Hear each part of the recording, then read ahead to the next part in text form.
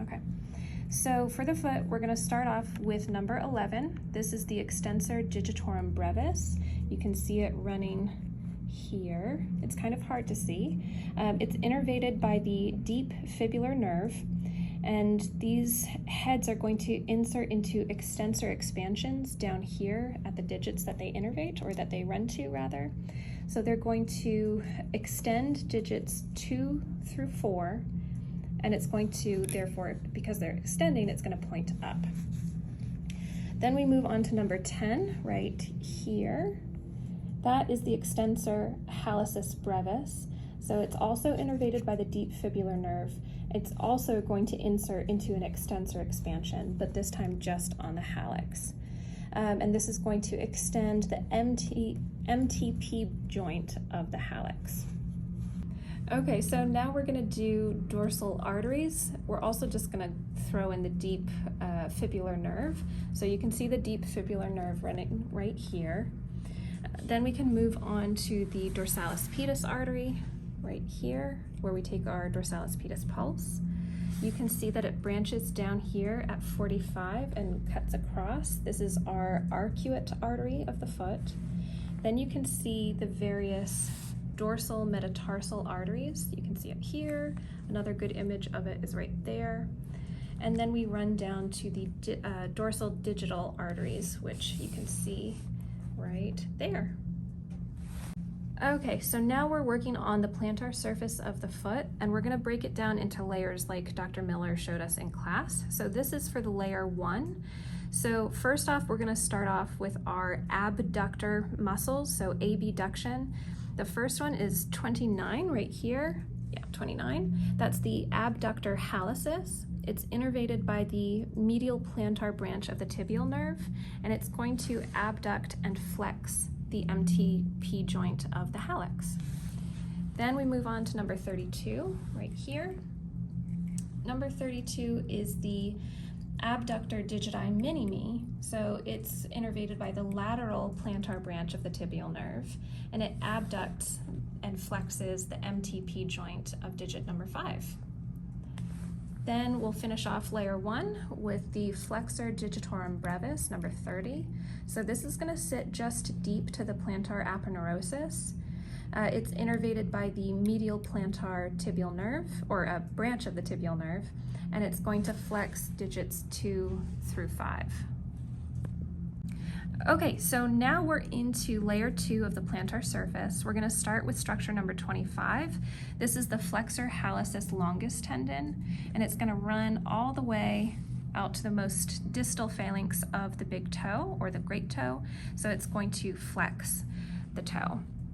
It is innervated by the tibial nerve, which makes sense because the muscle that is associated with this is located in the posterior compartment of the leg, so the innervation makes sense.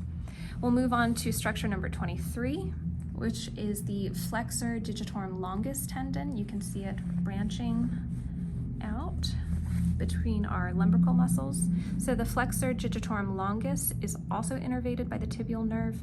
It's going to flex all of the joints of the digits 2 through 5. Number 34, located right here. So this muscle is the quadratus plantae. It's innervated by the lateral plantar branch of the tibial nerve, and it's going to assist the flexor digitorum longus tendon, also from layer 2, in flexing digits 2 through 5. Then we move on to structure 35, actually a couple structures. So these are our lumbrical muscles right here. We've got 4 of them. They have different innervation based on their position. Our most medial lumbrical is innervated by the medial plantar branch of the tibial nerve. And then our lateral 3 is innervated by, you guessed it, the lateral plantar branch of the tibial nerve. So these are going to work to both flex and extend our toes, specifically of digits 2 through 5. So they flex at certain joints and they extend at others. Okay, now we're into layer 3 of the foot. We're going to start with the muscle just under structure number 25. So this is the flexor hallucis brevis muscle. It's an X-shaped muscle innervated by the medial plantar branch of the tibial nerve. It only flexes the MTP of the hallux, and this is because it doesn't fully extend to like the most distal phalanx. So it's not going to flex out here, it just flexes right there. A fun fact about the tendon associated with this muscle is that it's got sesamoid bones embedded in it. Then we'll move on to the adductor hallucis. So these two muscles right here are the two heads of the adductor hallucis. We have the transverse and we have the oblique head.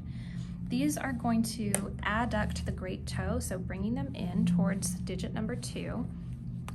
They're innervated in kind of a unique way, you would think, because they're over here, it would be innervated by the medial plantar branch, but it's actually innervated by the lateral plantar branch, and you can see that running out.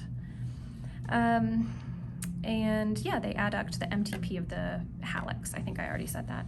And then finally, we have the flexor digiti or digiti minimi brevis. So here's the longus, and here is the brevis. This is innervated by the lateral plantar branch of the tibial nerve, and it's going to flex the MTP of digit number 5. Okay, now we're into layer 4 of the foot.